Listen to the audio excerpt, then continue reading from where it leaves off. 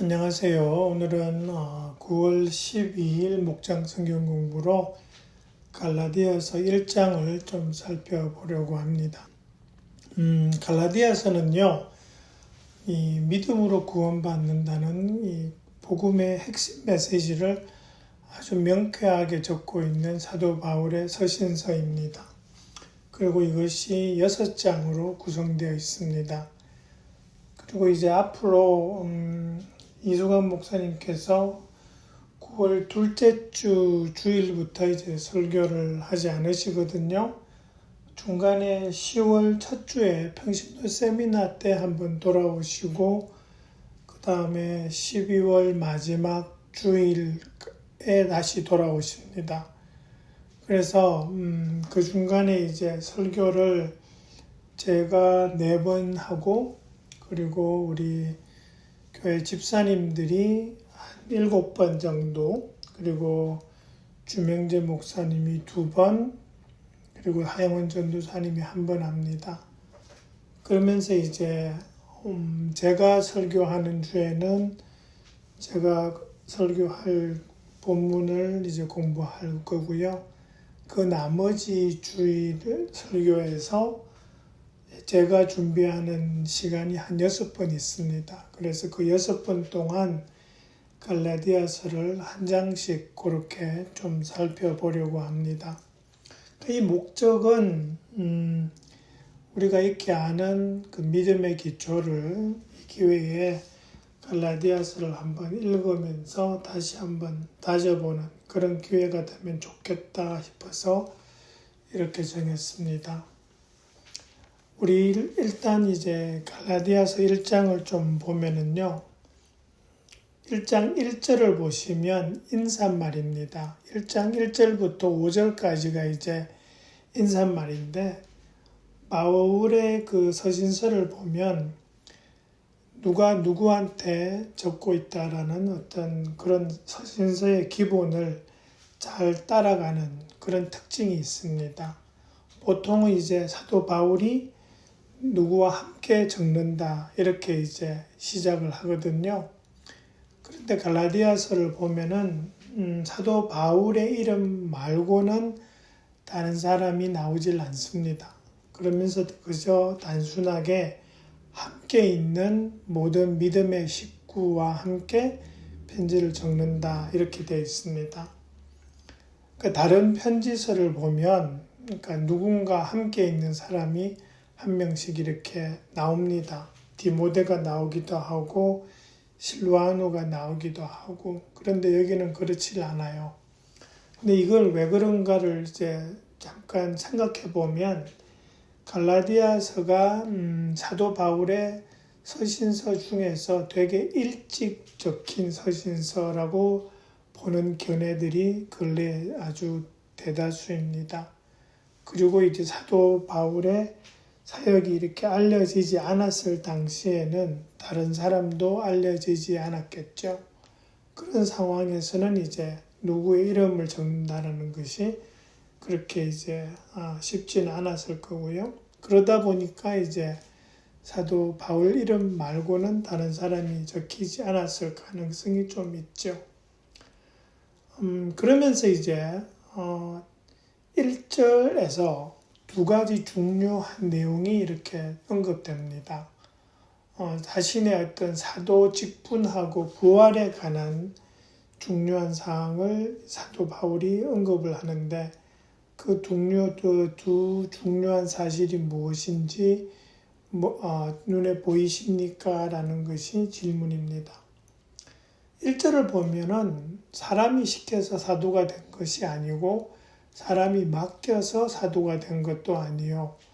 예수 그리스도께서 그리고 그분을 죽은 사람들 가운데서 살리신 하나님 아버지께서 임명하심으로써 사도가 된 나 바울 이렇게 됩니다. 사도 바울 본인에 대한 수식어가 되게 깁니다. 그죠? 여기서 사도 바울이 이야기하는 것은 나는 사람이 시켜서 사도가 된 사람이 아니다. 나는 예수 그리스도와 하나님께서 사도로 부르셔서 사도가 되었다라는 것을 분명하게 하고 있습니다. 그러니까 자기 사도직에 대한 근거를 분명하게 하고 있는 거죠. 그러니까 어떤 분명한 소명의식이 있다고도 볼 수 있고요. 한편으로는 사도 바울의 사도직을 의심하는 사람들이 있었기 때문에 그런 사람들에게 자기 사도직의 근거를 이렇게 보여준다고 할 수도 있습니다. 그리고 또 하나는 하나님 아버지를 설명하면서 예수 그리스도를 죽은 사람들 가운데에서 살리신 하나님 아버지 이렇게 됩니다. 그러니까 예수 그리스도를 살리신 분이 하나님 아버지다라는 것을 분명하게 딱 못 받고 있다라는 거죠. 이거는 되게 중요합니다. 왜냐하면 예수님의 부활은 엄청 중요한 사건이고요. 부활이 없으면 우리에게 믿음이 있을 수가 없죠. 그리고 그 믿음의 근거가 되는 부활을 가능하게 하신 분이 하나님이다라는 것, 그것이 아주 중요한 사실입니다. 그죠? 그러면서 2절에 보시면 누구한테 보냈냐라고 하는데 갈라디아에 있는 여러 교회에 이 편지를 씁니다. 그렇게 됩니다. 갈라디아에 교회가 한 개만 있는 게 아니라 여러 교회가 있습니다. 다시 말해서 갈라디아 지방에 있는 여러 도시 이렇게 되는 거죠. 여러분 그러면 이 갈라디아의 교회들은 어느 도시에 있었을까 하는 게 질문인데 여러분 그 사도행전 13장 14절부터 14장 23절까지를 보면 사도 바울이 옮겨 다닌 지역들이 나옵니다. 그 지방이 이제 길리기아 지방에서 시작하거든요. 그런데 갈라디아 지방은 원래는 저 북쪽으로 여겨졌습니다.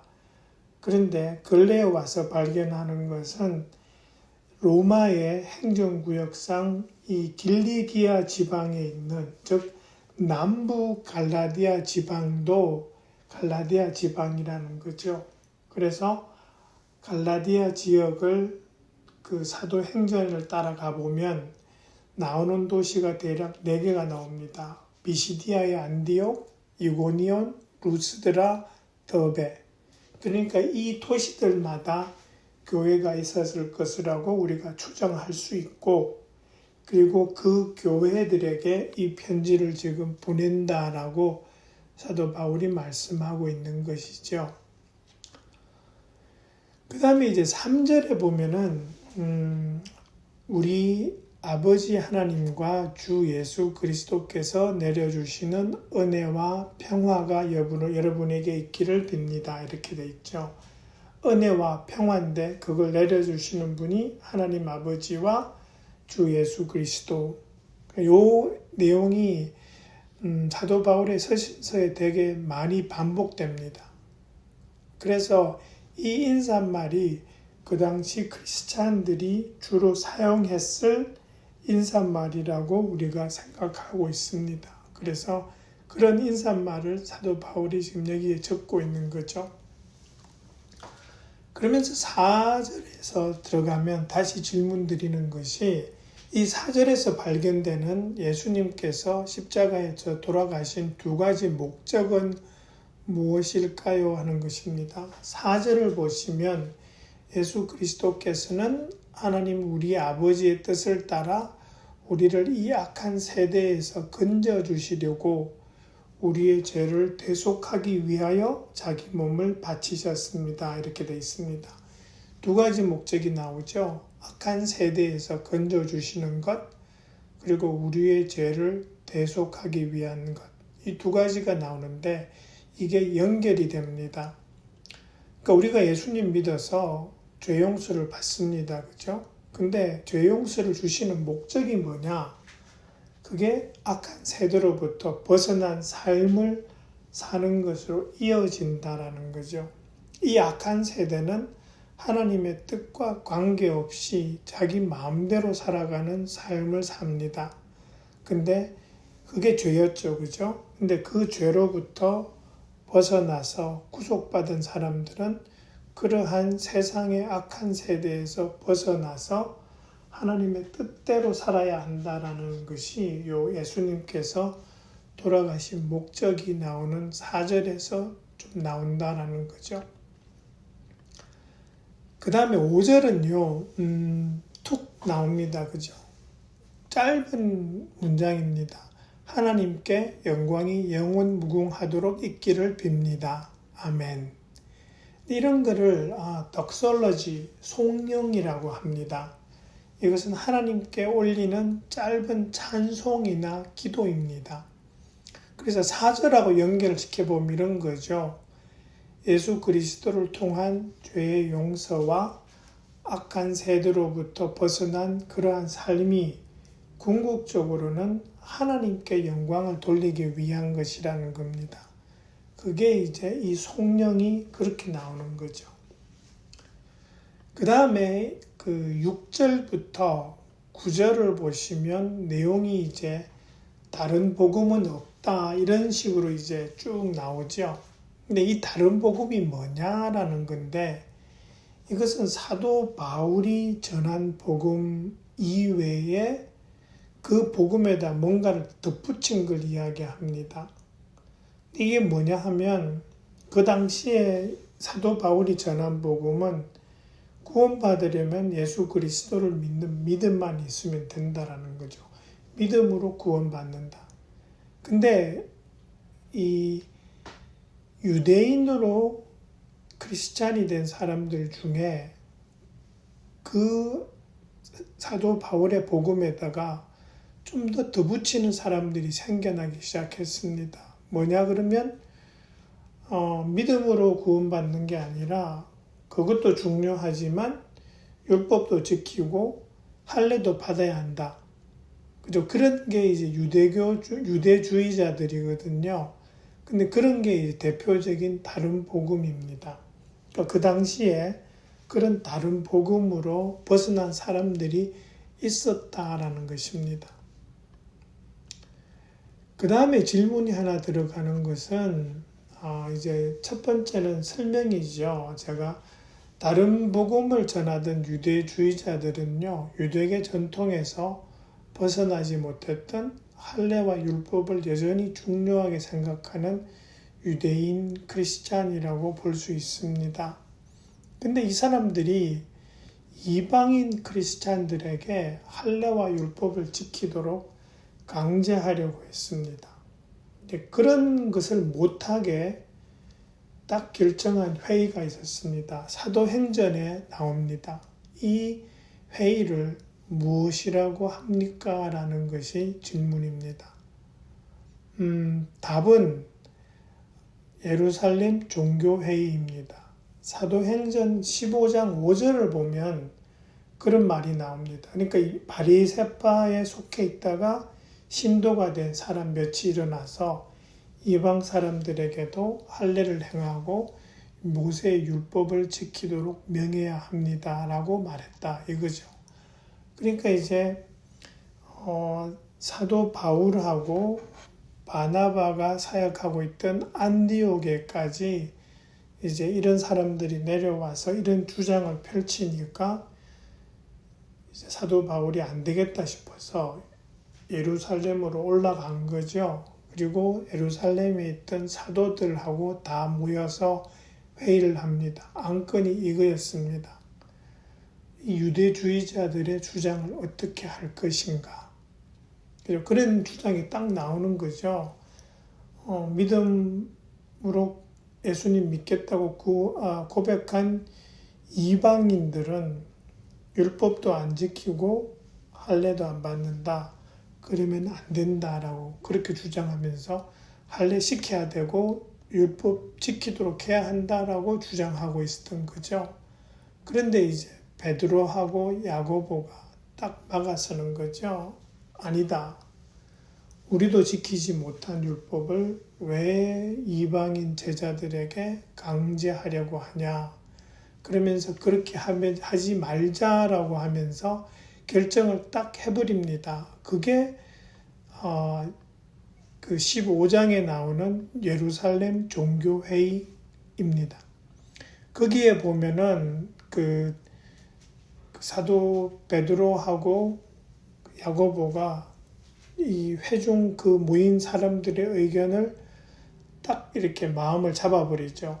그러면서 이제 그러지 말고 그 사람들한테 우상에게 바친 음식 그리고 음행하고 목매어 죽인 것 피를 멀리하라고 그 정도만 요구하고 할례하고 율법은 강제하지 말자라고 딱 결정해 버립니다. 그게 예루살렘 종교회의입니다.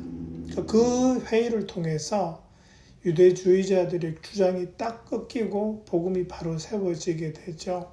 그래서 아주 중요한 회의였습니다. 그리고 이제 10절로 가면은요.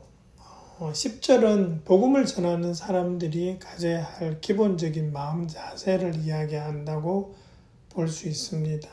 거기 보면 내가 지금 사람들의 마음을 기쁘게 하려고 하고 있습니까? 아니면 하나님의 마음을 기쁘게 해드리려고 하고 있습니까? 아니면 사람의 환심을 사려고 하고 있습니까?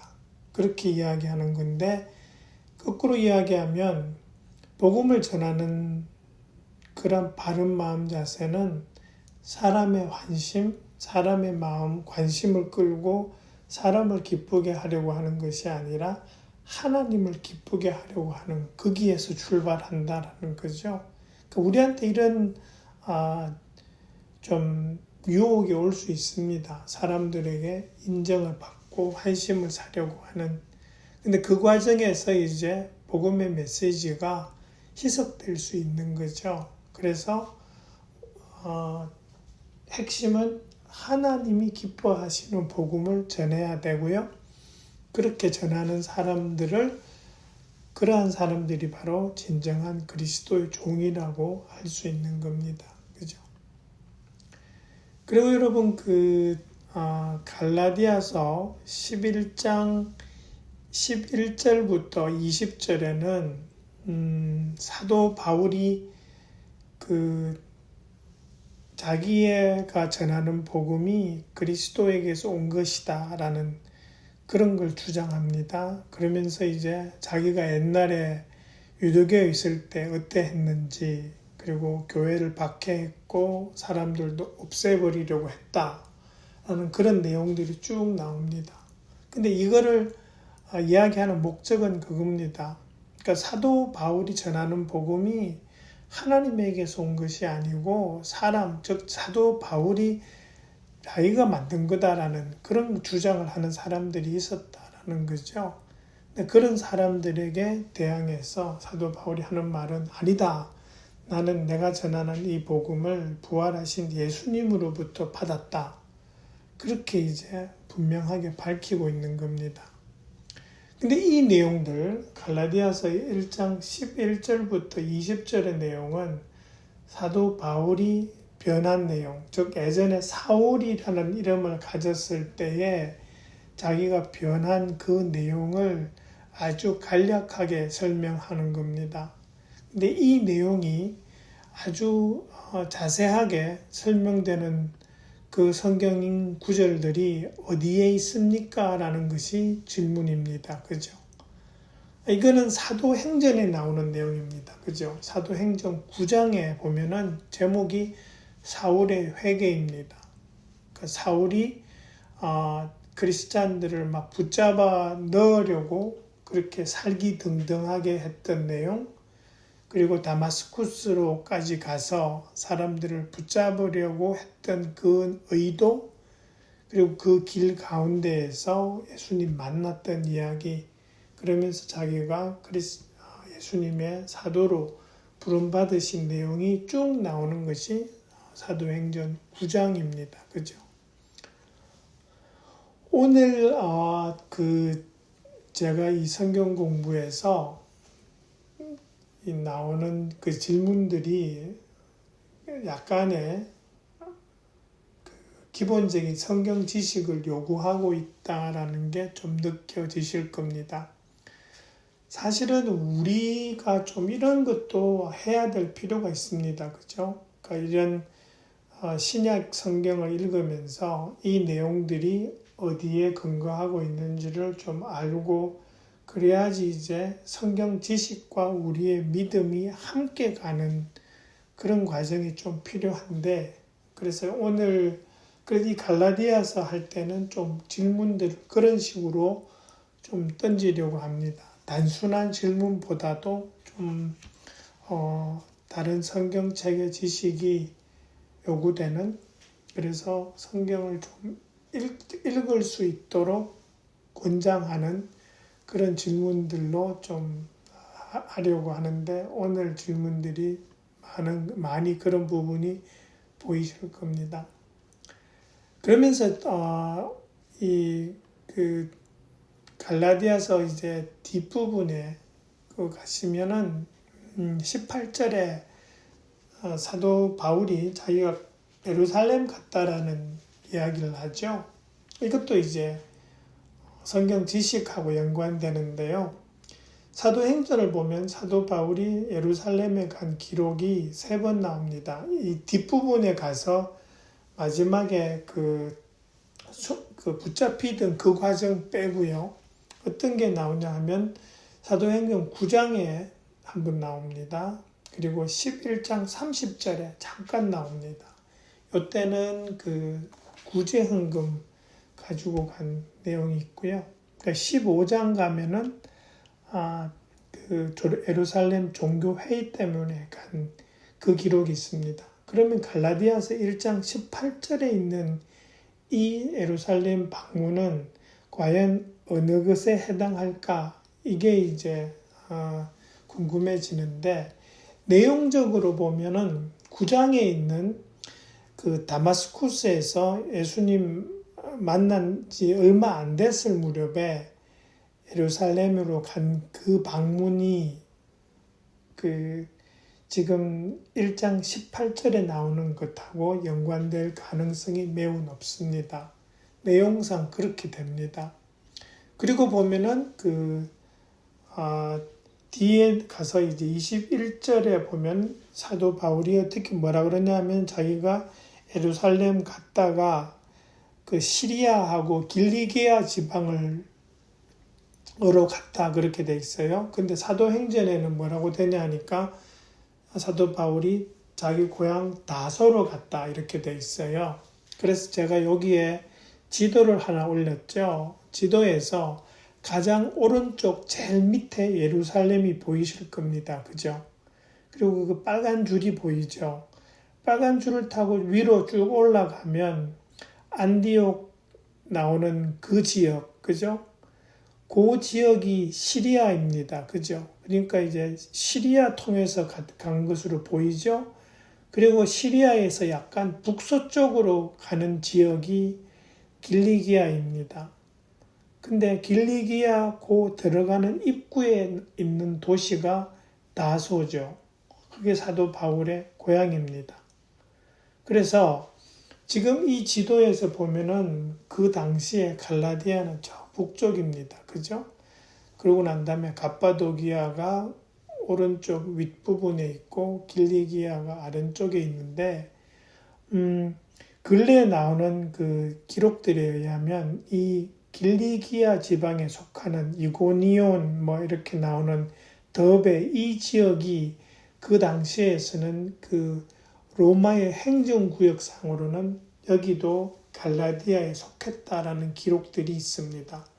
그래서 이제 갈라디아서가 저기 북쪽에 있는 갈라디아가 아니라 남쪽 지방 사도행전의 첫 부분에 사도 바울이 방문했던 지역이 갈라디아 지방이다. 그리고 이 편지가 이 지역의 교회들에게 보낸 편지다 라고 생각하면 이게 사도행전에 기록하고 맞아떨어지는 거죠. 왜냐하면 저 북쪽으로 가서 사도 바울이 교회를 개척했다라는 기록들은 그렇게 자세하게 나오질 않거든요. 그래서 이제 전반적으로 내용상으로는 이 남쪽에 있는 갈라디아 지방, 이 길리기아로 표시되는 이 지방이 지금 갈라디아서에서 언급하는 갈라디아 지방이라고, 갈라디아 교회가 있는 지방이라고 우리가 해석할 수 있다라는 거죠. 네, 그렇게 해서 우리 갈라디아서 1장을 한번 살펴보았습니다. 내용적으로 설명할 것이 좀 많을 수 있는데요. 여러분들이 잘 소화하셔서 목장 식구들하고 나눠주시면 감사하겠습니다. 네, 감사합니다. 수고해 주세요.